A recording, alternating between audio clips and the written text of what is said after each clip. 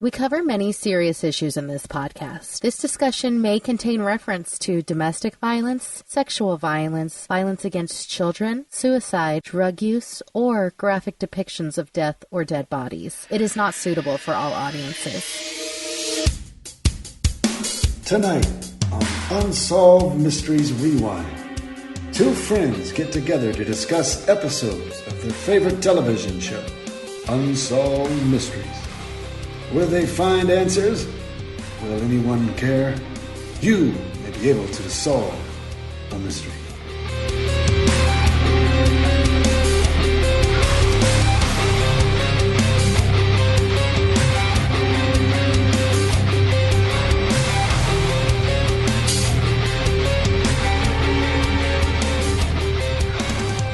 You are listening to Unsolved Mysteries Rewind. My name is Mark. I am on with my co-host, Kim. How are you, Kim? I'm doing great, thanks. How are you? Excellent. I'm ready for another series of amazing stories that have come our way all the way back from 1993. This originally aired October 13th, 1993, allegedly. It's also an Unsolved Mystery. This is Season 6, Episode 4 of Unsolved Mysteries that we're discussing today. But to just kind of jump right into it, I love how some of these stories just seem so common at first, and then they just kind of blow up. And I find that very often it's the simple ones that really get complicated at the end. Or they leave you kind of wanting more. And I think maybe that's what this podcast provides for people. I hope so. You know, it's kind of like, for instance, we didn't get a photograph at the end of one of these. But I found one. But you found one. And I just remember thinking, like, I know you're going to find one. I have a lot of faith in your research and your deep dives and your, I don't think you would give up. You'd probably sketch one if you needed to. No, we will not create evidence. No, we won't. But if you guys want to see the picture and you'll know what we're talking about, head on over to Unsolved Mysteries Rewind Podcast on Facebook. That's our Facebook page, and we post all the episode resources there. Yeah, and come on down, talk to us and everything. If you like this podcast, please leave us 5 stars, nothing less. We're not worth anything less than that. We're worth less. No, but please leave us 5 stars. Anywhere you can, iTunes or wherever you can, just leave a review or just share it with somebody who might enjoy listening to true crime or unsolved mysteries throwbacks. Or that'd be awesome. So this begins in 1974 in February. The crime actually does take place in February of 74, but yes, Zell Lossoff, who's this woman who, she seems like a nice enough woman. I don't know. I think she has some secrets to tell. She gets a late night. So cute. She is, but I almost don't trust her. Oh, I trust no one these days. I'm giving everybody the a little bit of the gentleman's stare. I'm just like, okay. What are you Fair all enough. about? Because there's money to be made under this story. So Zell gets a late night visit from her daughter and son-in-law. They're told that her son, Ted Lossoff, died. And they're thinking he committed suicide. And it doesn't seem to be one of these type of situations where he had any issues. He was a pretty successful person. Do we know what his career was? He's a doctor. He's a surgeon. Yeah. And I couldn't find too much about if he was like a surgeon to the stars or anything like that. But I don't know. But definitely a surgeon. He seemed to make a pretty good living, and he seemed to have acquired a great deal of wealth. But he committed suicide. Right, which, I mean, it happens. It definitely happens. Zell says, he's not the kind of guy who would have committed suicide. And while I believe her in this case, like everybody says that about their loved one. It's just a hard pill for people to swallow. So she says she thinks he was actually murdered. Yeah, and there does seem to be evidence that kind of applied towards that. So So again, Ted was a well-respected surgeon, and he had married a woman named Wilda. Mm-hmm. And Wilda was a bit of a complicated person. At least that was the depiction. She would drink a lot, and she seemed to be going on these tirades. And you have a comment here that maybe there was infidelity as well. Yeah, I've heard that she was quite unfaithful. I got a lot of this information from a 1985 LA Times article called A Mother's Obsession, Justice for Son by Lori Beckland. And it says that, yeah, she was kind of known to get around. She was an alcoholic. And this whole episode just made me want a cigarette and a house dress and a nice martini or something. And I don't even drink or smoke. But with lounge music on in the background, of course. Exactly. Yeah, none less. So she was like a character. And they were actually only married for 27 months when Ted died. No. So on the evening of, I don't know if it was the evening, but I think when they're showing the video of it, it might be the evening. But she called the police on February 23rd, 1974, and said that Ted has a gun. Mm-hmm. There's also claims of suicide attempts by Ted. And I'm just there's no evidence of that, though. That's really just her word, right? Well, from the article that I read, it's pretty much presented as fact. Like, I think even Zelda says, yeah, in 1972, he tried to commit suicide. Well, we do, later on, there's a note that we talk about, and somebody did say that note is from 2 years ago. So that's where things get a little bit weird, too. Here's what the note says. The note says, Wilda, all I ever asked for was one moment's compassion and understanding. I love you, T. So dramatic. But it is dramatic, but to me, that's not even necessarily a suicide note. That could be a note that he just wrote and stormed off and went to go sleep in a hotel for the night. Like, that doesn't say, and I'm ending it all. Like, to me, that was not definitively final. That could be a lyric. I mean, you could look at a ton of my writings and everything and probably think, like, something's wrong with this guy. And maybe there is. Maybe there is something wrong with me. But I'm not going to commit suicide. If somebody's listening to this and I commit suicide, I didn't commit suicide. I was murdered. I will avenge you. I said this to my wife. Every time I see suicide, anything, I said, I just want to let you know that if I commit suicide, I was murdered. Because I don't have I know this is a very serious topic. I don't think I have it within me to electively make this choice. It's thank goodness I've never been so low to feel that way. And I really, really pity the people who are at that point and they feel like there's no other choice. Mm-hmm. So yeah, hopefully I'm not being too light about it. It's just, I don't think so. I don't think it's in me to, maybe I'm too narcissistic, but that's what I was thinking. Thank you. Thanks a lot. That's typical. No. It's typical coming from you. It's just in certain people or not in certain people, I mean, we talked about it a little bit with our last episode where the guy had a quote unquote suicide attempt and it was like, there's no way this guy would do it. And I could see that in you. I'm not calling you a narcissist. I know. I'm kidding. I'm not calling you a narcissist. Have narcissistic tendencies. Yes. I think we're all a little narcissistic. Oh, yeah. I'm totally narcissistic. I think, you know what? I read it somewhere that if you think that you're not narcissistic, you are narcissistic.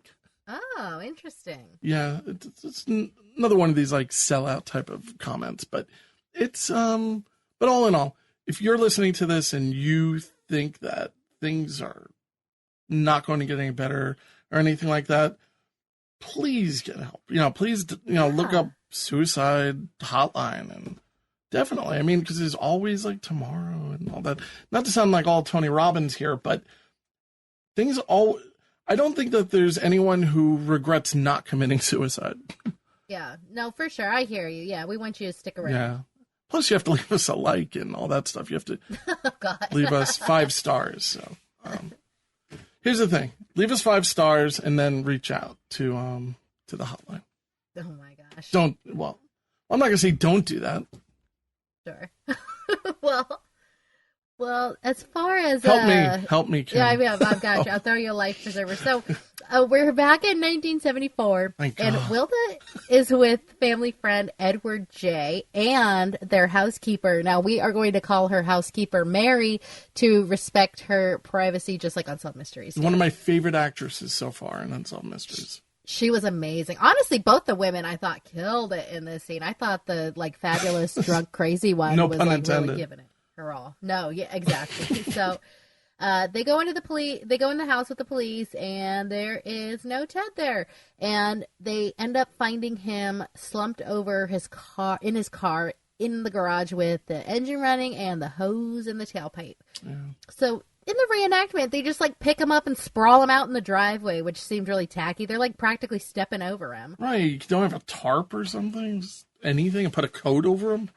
Yeah, it was really weird. But, you know, this is the reenactment. I don't know how much of the reenactment is, like, what actually happened. So Wilda, the wife, is kind of avoiding Zell, who's Ted's mom. And Zell says that she wants a watch back that she had given Ted for their wedding. So in the reenactment, they're, like, at this beautiful lunch, and she just, like, takes the watch and throws it at his mom and just says, listen, Zell, I didn't care about Ted the way you did. I'm glad he's gone. And again, like, who knows if there's any truth to that? It was so dramatic. Right. You can almost hear the music in the background as that happens.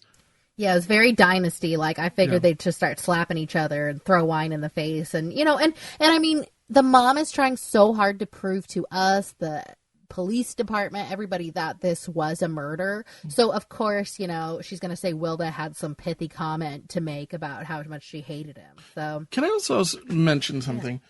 No, we're both married, not to each other, but we're both married individually. And does it seem a little bit weird that he would be gifted an individual gift? Yeah, I guess that is kind of weird. Now, what if, this is hypothetical, what if that was the wedding gift? A watch for Ted. That's kind of messed up. Maybe she paid for the wedding, and here's you know, I'm so happy you guys are together. Here, Ted. You know, I don't know. I'm just kind of thinking, you know, they do have this really nice relationship on paper, and I'm just wondering out loud, and if that's the case, I can understand being kind of upset about something like that. Well, maybe it was like his and hers watches, but because Wilda's still alive, she's not going to take Wilda's back. But, well, all right. I mean, if it was his and her watch, why would you want to separate the pair? I mean, it's, but you're right. It's also kind of creepy to say I want it back. I mean, if it's a family heirloom, that's a whole other situation.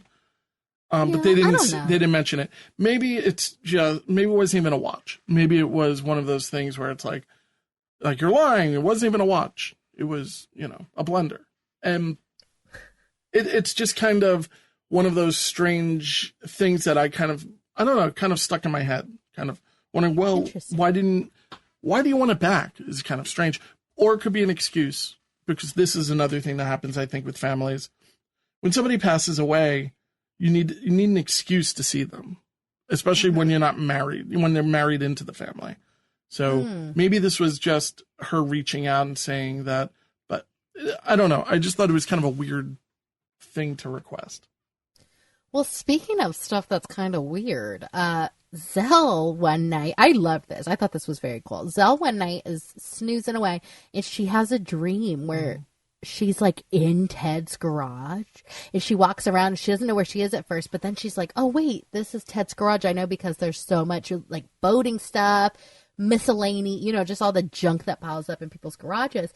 And so she was like, wait a second, there's also 2 super heavy iron gates that never worked. So she kind of recalls through this dream that the garage was full and that it would have been impossible for him to park back there because of the iron gates. So he actually usually parked on the street. And she was like, to get his car in the garage, he would have had to have moved all the boat stuff out of there.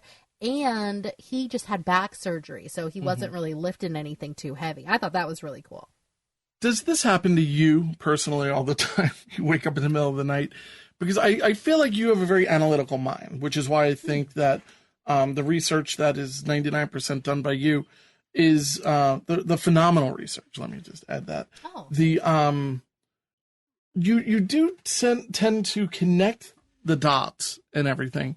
And I would just imagine that you kind of, I don't know, maybe you're doing the dishes one day and you're like, and it's like, wait a minute. And I think it is really cool. I think I've never personally had a dream where I connected the dots, woke up and had this revelation, but we've all heard of it. And I'm just I can picture this happening to you, 4 a.m. Wait a minute. Interesting. Well, no, it's really weird that you said that, because I'll talk about this more on our next episode. Stay tuned next week. But I did recently recall a reoccurring nightmare that I had from childhood that I thought might be like a past life regression thing. And I got really excited about it. So that I kind of connected the dots. In my adulthood, my dreams are so mundane that, I mean, they could be real life. Like, I'll go grocery shopping and I'll run into my neighbor. But that never happened, So I don't really have too, deep of dreams. Okay. Well, that you know of. So. Well, that I know of, exactly. And I don't really remember too many of my dreams. But thank you for all the nice things you said. No, you're welcome. Thank you.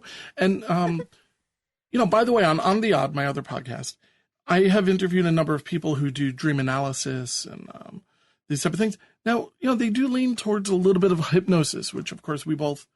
It could be tricky. Yeah, I almost said we both roll our eyes at, but I'm not going to say we both roll our eyes at it. It's not fully understood, and it's easy to manipulate. So exactly.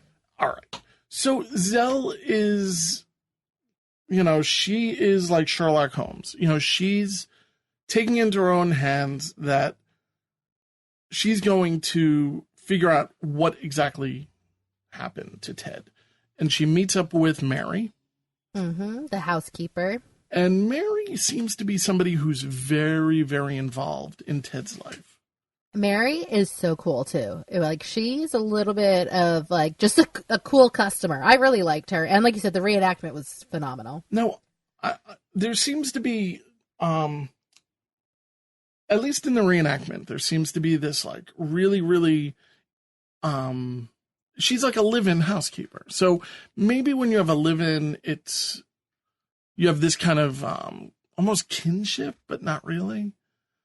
It just seemed kind of interesting that she would know so much and be so involved and be there for all of this. It just seems so crazy. And then you bring in Wilda, who's kind of the wild, there's a reason why wild is in her name.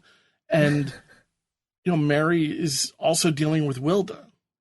Yeah. No, I think that when you have help, quote unquote, the help, you're just a fly on the wall and you see all the crazy stuff that happened. I know when I was a caterer, I was pretty much invisible to people, but I got all the dirt because you're omnipresent, So, and plus if you're the housekeeper, you're washing their underwear and stuff like that. You're pretty in their business. Yeah. So, or vomit off of a bedspread, as we will see in the future. Maybe. Exactly. Exactly. So one day, everybody's just minding their own business. Ted tells Mary out of nowhere that him and Wilda are going to get a divorce. So Wilda comes storming in, and she causes this huge scene and acts like Ted is threatening her with a gun. So Mary's like, I don't really like all this, so I'm just going to go home. And so she sees Wilda walking down the street, and Wilda's like, oh, Mary, what am I going to do? And she's chain smoking, and Mary's constantly. This is one of these weird things, though. It's kind of like she's always smoking. I don't really understand why they kept doing that. Maybe was it to bring her nervousness to the table? And it was the 70s, and I'm not. She was fabulous. I'm sorry. There's a certain kind of cold woman that's drunk and chain smokes that I'm just drawn to. It's the Liza Minnelli love I have. So she's like, look, crazy lady, hop in the car. We'll go to my house and we'll call the police. So Mary calls the police on behalf of Wilda, but Wilda won't get on the phone and say directly that Ted threatened her. So the police are like, well, that's a cool story, but there's absolutely nothing we can do. Right. So Mary's like, I'm going to call Ted. So she tries to call Ted 20 times between 3 p.m. and 8 p.m. This is 5 hours of your employer hanging out in your house. Yeah. Getting drunk. The whole time she was just drinking that whole bottle. But she's getting double drunk probably. It's kind of like she probably showed up while she was sobering up, and then she's going to get double drunk. Oh, yeah. No, I don't doubt that one bit at all. Double drunk. Is that a thing? The line was always going to be busy until 8 o'clock. So finally at 8 o'clock it started ringing, but there's no answer. So Mary called the police, and so they show up, and she thought it was kind of odd that the suicide note that we mentioned earlier was on shirt cardboard, because she always ironed his shirts and put them on hangers, but It could have been a new shirt. Like, you know how shirts come with that stiff Yeah, cardboard that's the thing, is insert inside new the bottom? ones come in the cardboard, right? No, Yeah, I don't know exactly. about fancy shirts. Do shit. I don't know. If you were to get, like an Armani shirt, does it come in a cardboard? I personally don't own an Armani colored shirt. Me neither, but yeah, I would say probably Probably so. with all the just to stupid keep it. pins and everything, right? Exactly. Those Yeah, pins. exactly. Who puts those Well, pins in? I don't know, but one time my dad thought he got bitten by like a black widow spider because his arm was all swollen and like bleeding and infected. And it turns out that he just forgot to take the pin out of his new shirt and it just kept poking him in the same spot, but it was like really bruised. It's a and broken. pin. Yeah. Oh my God, exactly. those pins. All right, I'm sorry. So Mary noticed that earlier in the day when she was there, he was wearing brown pants and a mustard-colored shirt. But Like when his Dwight body Schrute. was when his body was found, he was actually wearing gray pants and a dress shirt. But you know, he could have changed his clothes. But also, that outfit was never seen again. So that's a little suspicious. So which outfit? The mustard shirt and brown pants were never seen Yeah. again? Now, they also said that the outfit that they found him in is not an outfit that he would normally have worn. Yeah, I got that too. But I mean, it looked fine. Yeah, like, and I do, one of the theories is that, I guess we'll get to the theory and we'll bring up the, men undressing and redressing Right. a dead person. Like, it just, to me, that seems like a lot of work. Oh my God, that's not even the half of the work. No, that it is a they did. ton of So- work. Honestly, I have to clean out my garage. Uh-huh. These guys, I want to hire these guys because, it's the amount of work that has to be done. I couldn't imagine how much if hypothetically it's all true, how much they would have to be paid to do all of this. Oh my gosh, I know. But I don't think money was an object here. It's true. It's true. Now, keep in mind, Wilda and Ted signed a prenuptial agreement, which means that if they got divorced, which he was planning on doing, that Wilda would get nothing. So when Mary goes into the house afterwards, after the body's sprawled out in the driveway, she finds several empty beer cans and 4 glasses and like lots of cigarettes. And he never drank. He didn't smoke cigarettes, and the brand that was found, interesting to note, is actually a favorite of one of Wilda's friends. So a week later, Mary's just doing her housekeeper thing, and she finds some unusual stains on the bedspreads. And she said, it looks like vomit. And so So here's the Wilda's thing. like, A week later, he's dead. And she is yet to change the bedspread. I mean, it could be a week later. Finally, today I came back to work. Could be. but it was in the guest room, and it's not like he died in the bed. So, I mean, as far as she knows, so I could see it happening. Yeah, I guess it's definitely possible it happened. Yeah. Yeah, so she's like, it looks like vomit. Wilda's like, oh, yeah, one of our dogs threw up on the bedspread. But Mary said that the dogs were in the kennel that night. So after washing the sheets, the vomit spots completely disintegrated, which, I mean, she washed them. Probably so. in bleach. Yeah, that'll make it exactly. really disintegrate. Yeah, I think they made too big of a deal about how it disintegrated. But passersby had noted movement inside the house long after the time that forensics experts concluded that Ted had died. And Mary said that she had seen a large stack of cash upstairs that was gone later that night. So because Mary is so cool, she actually used to be a nurse. And she said in this LA Times article, that man didn't commit suicide. And I said so that night. Someone did it for him. She had worked for 17 years at a hospital, and she had cleaned up after patients who died.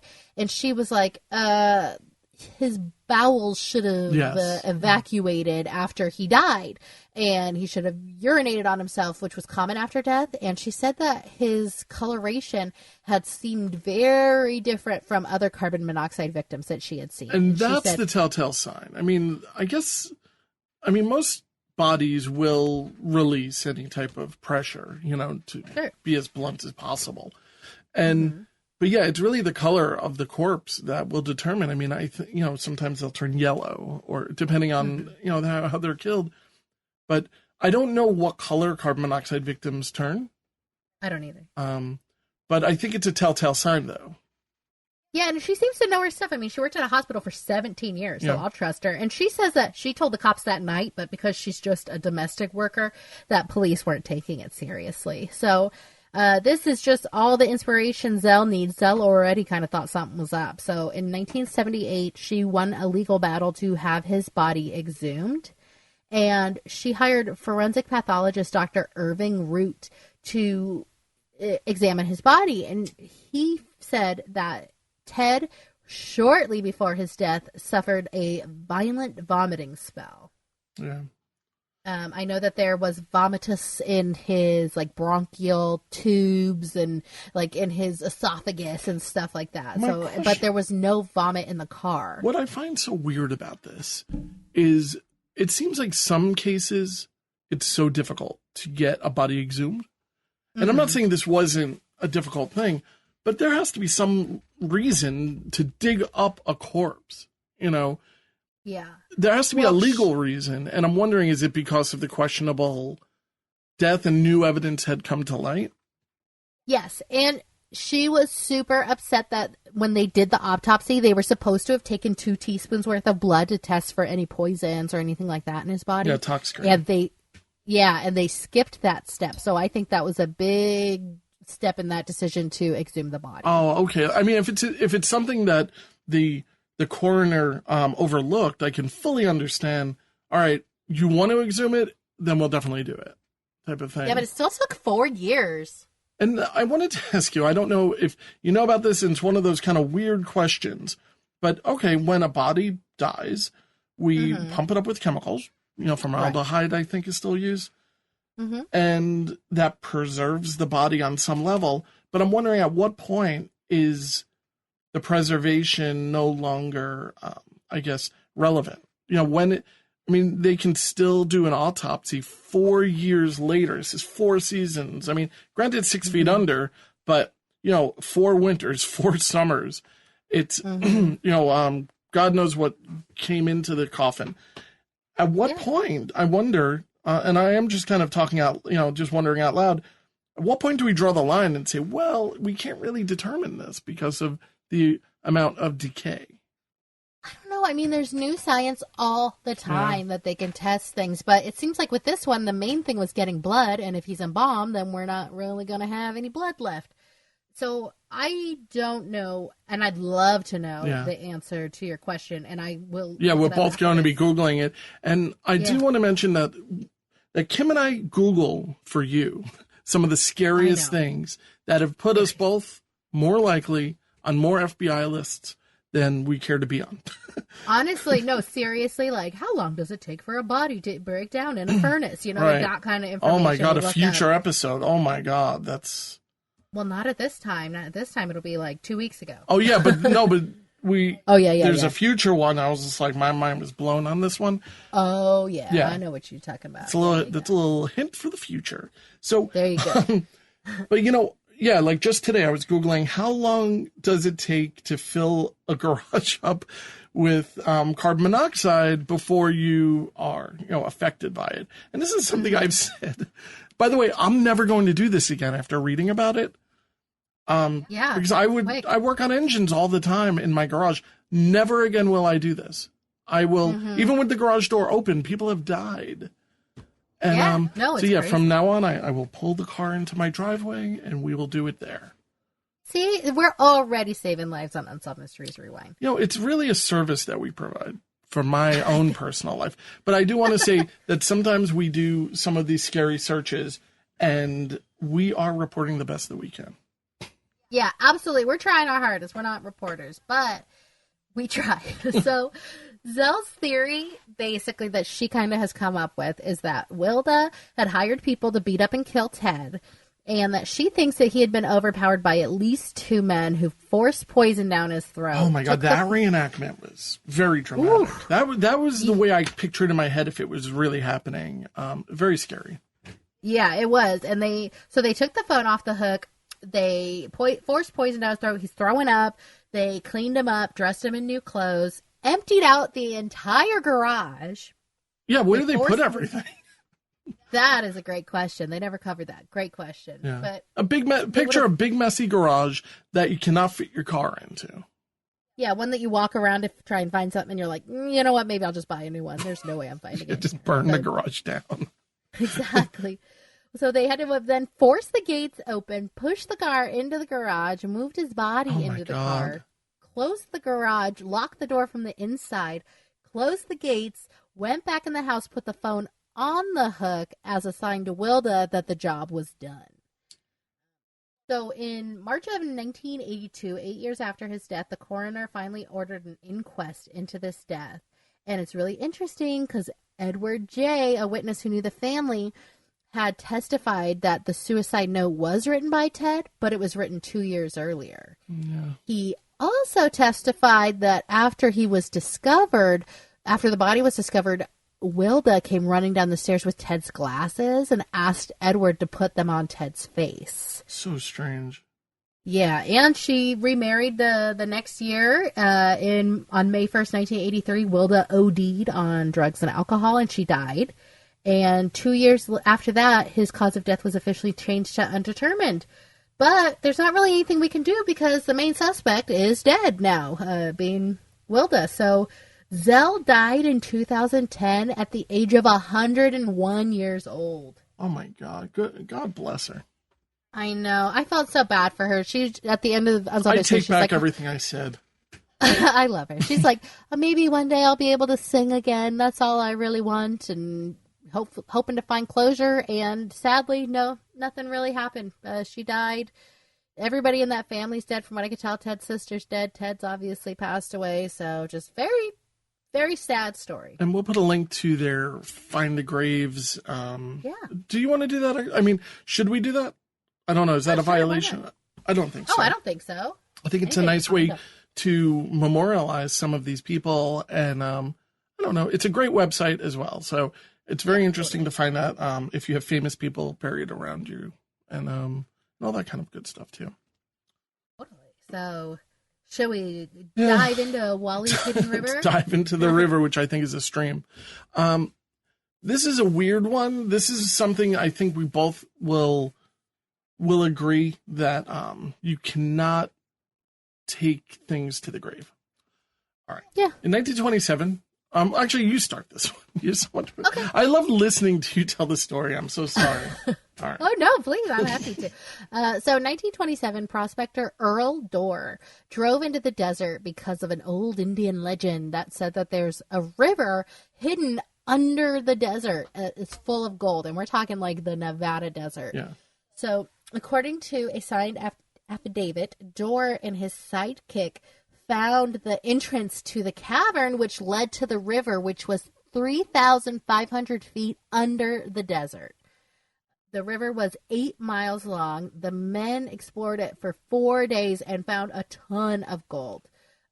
So Ralph Lewis, who's a local historian / miner, says that Dorr probably found an underground sluice where water comes through and it has enough force to kind of whisk away the lighter rocks and sediment and stuff, but it keeps the heavier minerals, which stay like gold. Well, I do want to just mention, I think you and I both mentioned that we've both been suckered into doing one of these more comedic panning of gold.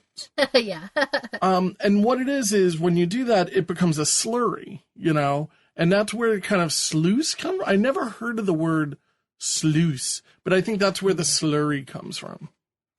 Oh, okay. But yeah, it becomes like a muddy slurry and you pan. But I think that the slurry has so much gold within it because, if we're talking about an area that is for millions of years just untouched by really anything, by wildlife, by anything, all of this stuff would just kind of have the time to settle because gold, I believe, would just slowly and slowly settle. So the slurry or the sluice, like you could just scoop up this mud or this dirt right below the water's surface. And I mean, right at the on the bottom, the water floor. And it would have so much gold within it because it had millions of years to settle. It's crazy. And the only thing I disagree with, I totally agree with you. I just think a sluice, because I looked it up and I saw man-made sluices, and it is like where they will hollow out a place to mine. Oh, really? All right. I've Yes. never, like I said, I've never heard the word. No, me neither. Me neither. And that was just my very rudimentary understanding of it, is that the river itself was the sluice, was like an underground mining sluice. But I do think that the gold settled and that everything else kind of got washed away. But it was so much gold that they estimated the whole river, which was 8 miles, has 100 ounces of gold per cubic yard of river. Whatever that means. But yeah, don't ask me to explain. I looked it up and I was like, I couldn't find a measurement. It seems like a lot. Yeah, exactly. I think that's fair to say. A lot. That's our equation. It's a lot. So Dor was like, okay, cool deal. I'll just take all this gold if that's cool with you, to the landowner. And the landowner's like, no, this is my land. You're not going to get away with that. So he's like, fine. So he dynamites the entrance closed of the river. Because he's like, guess what? There's probably another entrance along this whole 8 miles. Right. But it's the silliest thing of all time. I'm going to dynamite it. I mean, he also didn't tell the landowner that he found this, right? no, he told the landowner, and the landowner's like, get off my property. So he's like, fine, I'll just blow up something on your property so you can't get the gold either, Now, which is crazy. I think finding another way in was probably a pretty common thing, right? You would buy the property next to it. I think the movie about gold, about oil and everything, kind of references this. You know, okay. It came out just a few years ago. Super violent movie about this oil guy and the whole milkshake. Yeah, I drink your milk. Well, that's essentially it. Oil, something like that. You know, if you think about it, he put the straw in another location and took out all the oil. Oh, okay. And that's what that's a reference to. And I think that this was a pretty common sneaky tactic. You just kind of go down the road. The oil's over there too. Yeah, exactly. There Will Be Blood. Yes, thank you so much. Good movie. Thank you, Google. So he was never able to find the entrance again either. And then we fast forward to the 1980s. Rocket ships are going up by NASA, and they're taking really good pictures that we've never had this good a quality before. So they're shown to scientist Wally Spencer, actual name Robert Wallace Spencer. And he thinks that he found where the old river was. I was hoping you could explain this because I know you got it more than I did. So you mean about why it's there? Yeah. Yeah, I mean, it's just, there's a lot of vegetation, there's a lot of animals at one period of time, let's just say 5, 10, 15 million years ago. And, you know, it all lives there. And of course, oil is from dead bodies and rotted trees over millions of years, you know, after the breakdown. So just eventually over the period of time, we all just become fossilized and gross and we turn into oil. You know, it's just kind of what people do. And that's it, really. You had a living area and it died. Maybe a drought began over a period of time and everything just, even if the animals were to walk a little bit, they're not going to go too far. So they really congregate in this one area and eventually they die off and it all rots and turns to oil over a period of time. Yeah, so he's looking for this oil and he makes like a DIY prospecting machine. Yeah, it looks pretty cool. Yeah. Well, he would go out with his like Bronco and they would just slowly go, foot by foot over the desert and try and find this patch beneath them. Now, you were talking about you learning how to use a device like this, weren't you? Can't say that was me. I could have sworn you said you were going to be using some type of sonar device in the future. Seriously. All right, I'm not making this up. No. All right. I don't know who that was, but it wasn't me. All right. I'm going to find I'll find when you said it. You're lying. No, okay. No. All right. So it looks like a sonar device, which is kind of looking for caverns or something underground. I mean, I think it's just sending radio waves down. And I think radio waves are dispersed on water, I think. And when they get to a dead spot, that means usually, when the radio wave is diffusing, it's not bouncing back, it's hitting water.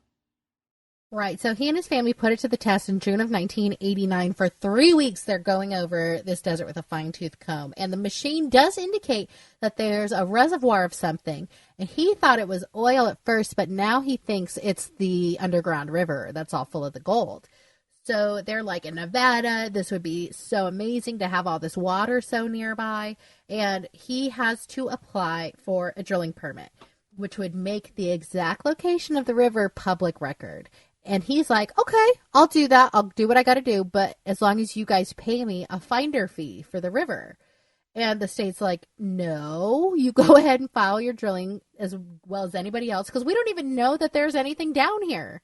Yeah, I thought it was a little bit weird at this point. I don't think either one of us know how drilling permits work or who has claim. I mean, I would think whoever owns the property. Yeah. Would, exactly. you want to drill there? Resource.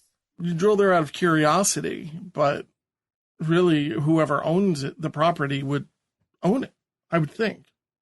I would think so too. But Wally's like, nope, it's all mine, and I'm not going to file the drilling permit because I don't want you guys to know where it is and then go drill and find out that it is there. And so the state is trying to screw me out of all this money. Yeah. And it's there or it's not there, no matter what. It's like at the end of the day, It's either there or it's not there. And you can either, I would just imagine that they would have some type of deal where it's like, look, if you put out the money to do this, we'll give you 1% or cover all of your costs if you find something. I think this was so crazy because he didn't even prove at all anything that there was any water there. So why would they put that forward? And they talked to a couple people from the Nevada Water Bureau who are like, this guy's cuckoo crazy, basically in so many words. So. Yeah, they were comparing what he was doing to the rods, to like a divining rod. Yeah, which can be accurate, but at the same time, it's a very unexplained phenomenon. Which is kind of perfect, but it's really there was no real evidence of what he was talking about. And then we're going to dial the craziness up just another notch because Wally and his wife, for some reason, hire investigators to see if his house is bugged because they think the government must be listening so that they can get the location of this oil. So the people come, or the water. So the people come. I love these guys. They were awesome. The guy was snapping at him, hey, come over here. But right. They find out. Yeah, exactly. They find out that his house phone was bugged and they find a listening device behind a painting in his room. Those guys are scamming him like there's no tomorrow. That's guys put that in there. This is so preposterous. They think that the government snuck into their house and put these listening devices in. That is crazy pants. Now, here's the thing. Is Beverly even admitted to not... I mean, I think she admitted to not even knowing where this is, right? No, she said we don't talk about it. But she also didn't ever find anything. Well, the last we know, because we're kind of left with an update, that she has filed 16 water rights applications, which are still pending. Yeah, I haven't found crap about that. And I would think, this is almost 20 years later. Just a little side note, she wasn't even his wife. Right. In his obituary. Yes. She's actually his side piece because he's actually married to somebody else, but they only refer to her as his wife in the Unsolved Mysteries. Yeah, I mean... Which makes me wonder how much claim she would even have to this anyway if she's not even married to him. So I don't know. It's all so ethically sketchy. I don't think anybody was scamming them or listening to them. But we'll never know because he died in 2003 and that's it. Yeah, it's kind of a strange thing. But it really does mean hypothetically, if he had found this, he probably could have become a very wealthy person from it. He could have found a way to become wealthy from it. But his greed really got in the way. And you brought up, you think that's kind of shady and maybe unethical to hold back natural resources. I absolutely think so. In the desert where this water's coming and he's hogging this natural resource, which he did not put there, and it wasn't even his property. And he's hogging a natural resource until he can cash out. I don't like that. I think that's immoral. I think it's unethical. I don't like it. Yeah. And it was a kind of definitely a weird type of thing. And with the advent of more technologies that are like this, like ground penetrating radar and other things, and the way the entire Earth is now mapped from space, unless of course you believe flat Earth, but which we do not. And there's so much that we're learning, and over the course of 20 years, that I would imagine that if this is on someone's radar, it's been looked into, and if something was there that had this much wealth associated to it, it would have been tapped into by now. Yeah, I think you're right. Yeah. So, that brings us to LA. Yeah, and this one I think we should probably just breeze through since it's an update from a previous segment. Yeah. Which we'll talk more about when we do that actual episode. But basically, it's a Saturday night in Los Angeles, late night, early in the morning. A few guys get together and they just motorcycle around town because the town's like dead at that time. Yeah, it's like a Motley Crue video. Yeah, it was awesome. And so there's this guy, popular DJ, 26-year-old Lee Selwyn is part of the crew. And this Bronco, again, a Bronco kind of cuts off the guys while they're biking. So they both come up to a red light, and the guy's like, are you trying to hit me? Like, are you trying to kill me? What's going on? And the driver rolls down the window and spits in the motorcyclist's face. Like total road rage type of like craziness going on here. The most despicable thing you can do. And that's assault, by the way. That is like 100% assault. That is, right? Now, I mean, I don't know if it was back then. I mean, it in my opinion, it's assault, but it's also legally an assault. Yeah, exactly. And also, things are about to step up here. So it shows in the reenactment that the guy who almost got run over, the guy who got spit in the face, started kind of like beating up the Bronco, like the car itself. So the guy runs a red light, turns completely around, and starts trying to mow down these motorcyclists. Can I just tell you one fun fact? I just need to. Yeah. So Wendy Lou Lee, who plays Grace Ingalls on Little House on the Prairie, owned, this was her first car, was a Ford Bronco. And I picture it being Grace Ingalls in this truck. Because, do you guys know how hard it is for us to not bring up Little House on every single episode? I swear. I actively try not to, but I hear you. Yeah, this is what I picture. I picture this Grace Ingalls driving a Bronco and little baby Grace. And not to even make light of this, I think that this is something that happens in New York. Maybe not today, but it has happened relatively often where, you know, road rage turns really bad. You know, people have guns and throwing stuff at each other and smashing into each other. People need to just calm down when it comes to, you know, driving. Exactly. And my personal read on the situation, because it was so late at night in Los Angeles, was he was probably a little drunk, swerved, almost accidentally hit the guy. But then, you know, it turns into like a pissing contest over who's the more manly one, you know, and then stuff just gets out of control. So the four motorcyclists actually scatter because the bad guy's like coming towards them in a car. And he just decides to take after Lee by luck of the draw. So Lee, who wasn't even part of the fight at all, gets chased over 30 city blocks.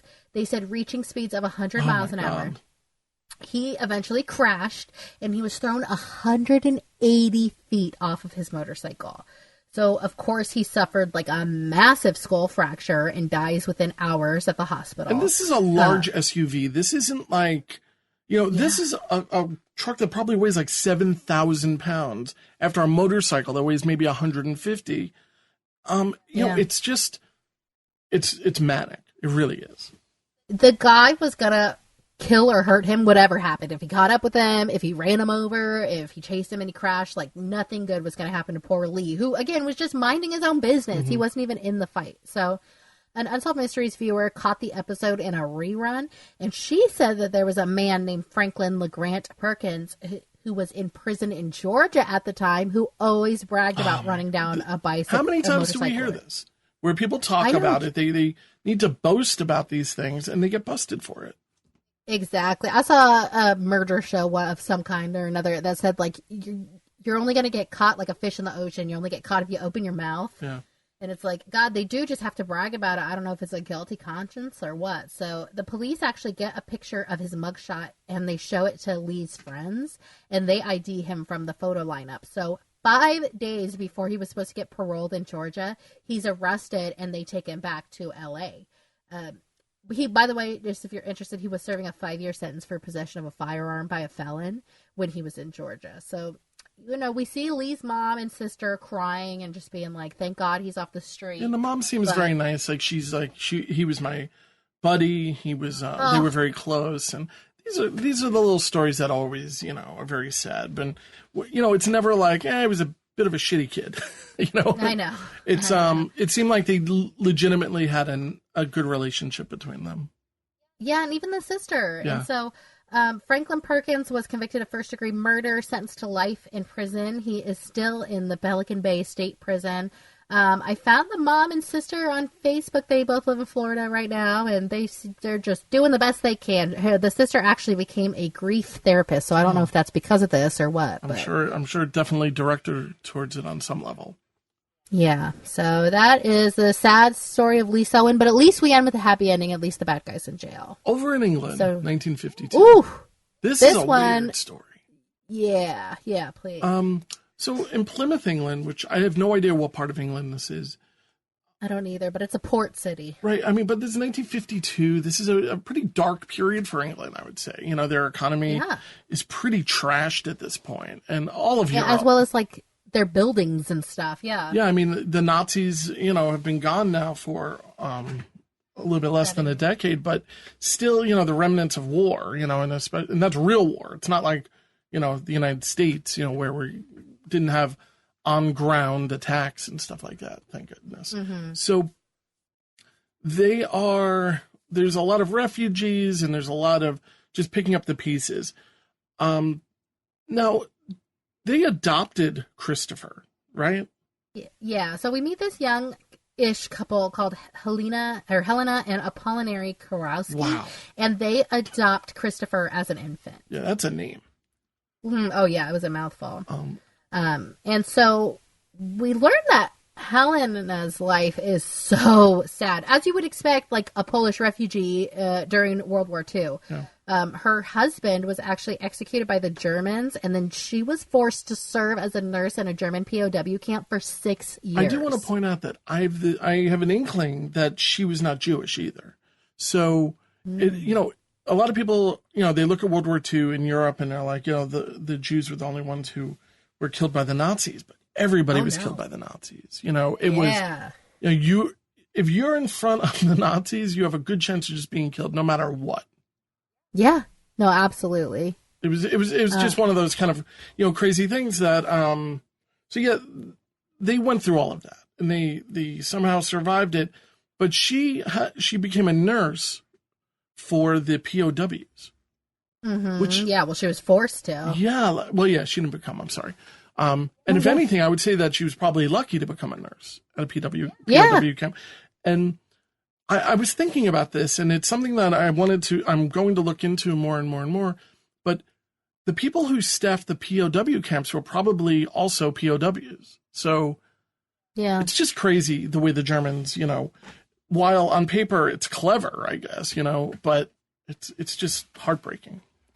Yeah, and it just is so bleak. Even the happy pictures that they show, everyone is so just like shell-shocked, Finally, after 6 years of her serving in that German POW 6 years, camp, 6 years. Yeah, a German, and after her husband was like murdered, a German prisoner actually helped her escape, and she crosses the border into Austria, and then a truck comes and stops her, which had to have been like the scariest moment in her life. Yeah.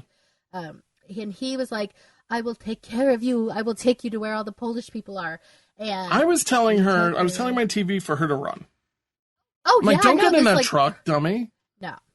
But it was her future husband, Apollinary, who was driving. So that was like very sweet. It was. And she also made a reference that people weren't nice. It was one of the few times where he was, it just seemed too nice. And that's why I was saying, run, run, run. But of course, I was 100% wrong. And you and I are so used to these kinds of stories where if a van stops behind a woman walking, like, that's probably the right answer. He's like, you need a ride? And it's like, no, you're on Unsolved Mysteries, run.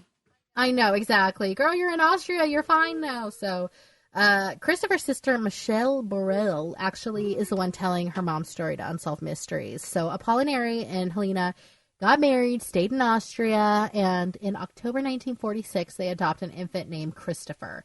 Then they decide to move to a refugee camp in England. Mm-hmm. And little Michelle was their biological child. She was born in 1950.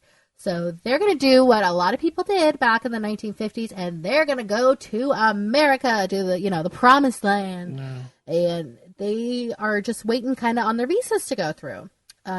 Another Polish family who's in the refugee camp, they had their visas approved.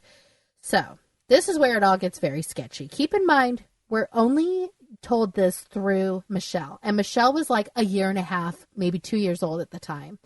and she is telling us her mom's story. So we don't know how accurate it is. And it's so sketchy. I mean, there's so many questions sketchy that I know that we have no way of knowing the answer to.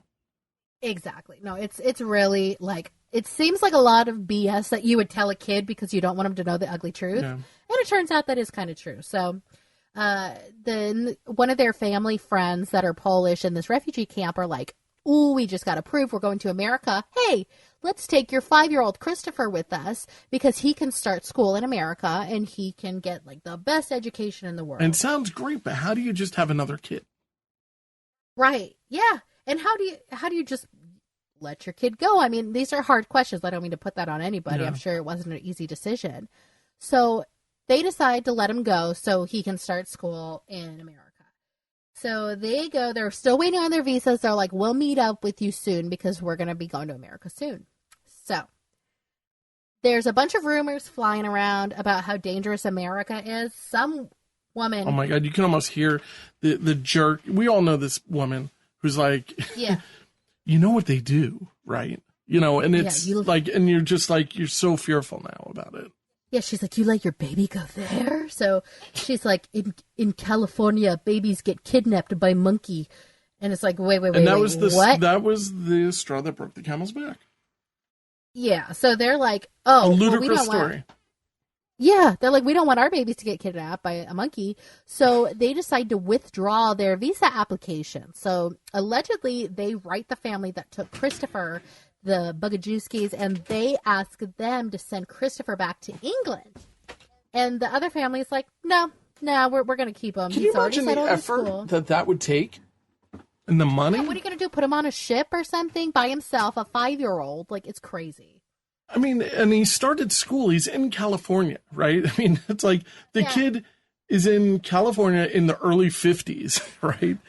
Yeah, he's fine. Yeah, I mean, it just doesn't make sense, like, to me. He's, like, learning about American culture. He's just settling in. I think it's so cruel for them to want to bring him back.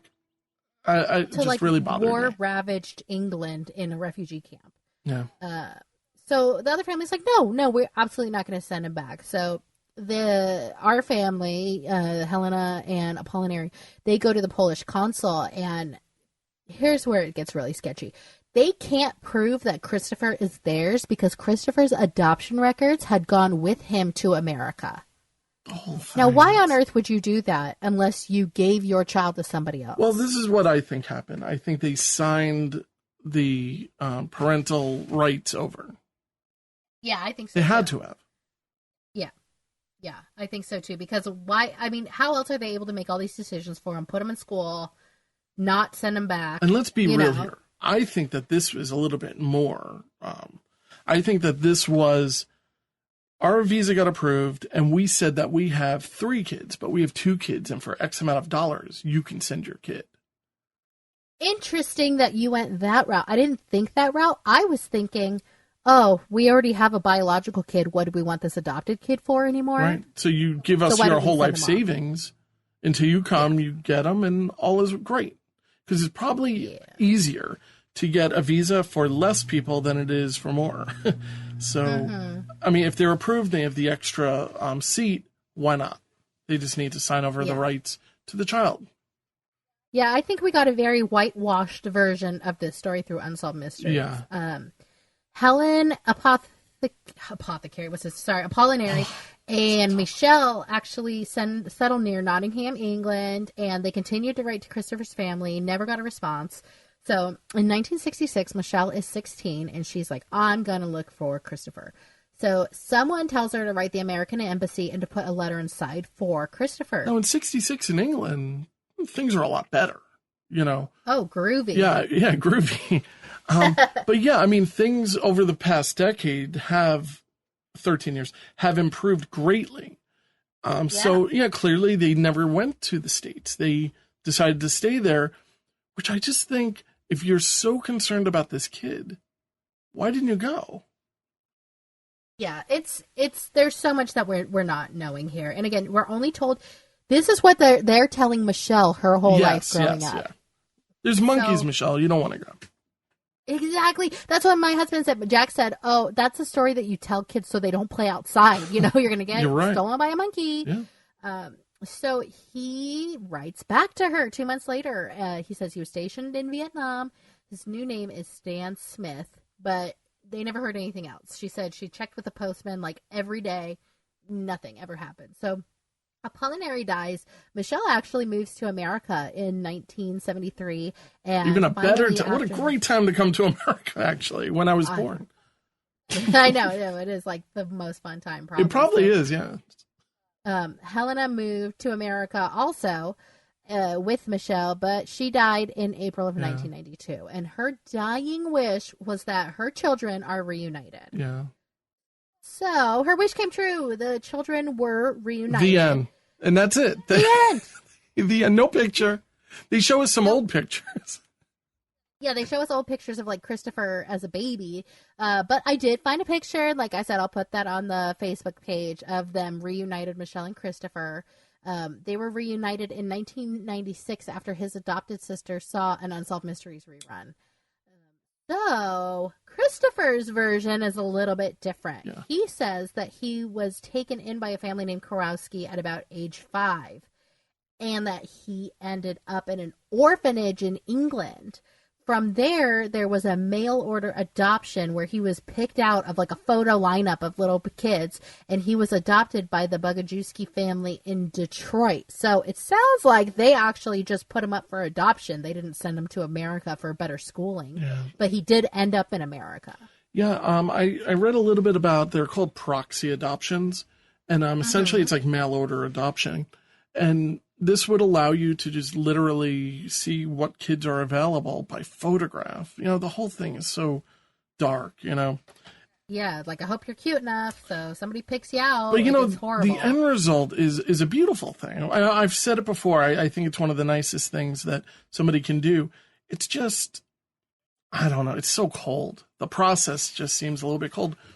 If I could just mention one thing about the monkeys, I do want to just mention, here on Long Island, in the 50s, even the late 40s, there was this area in a town called Massapequa. This is maybe a mile and a half from the Amityville Horror House.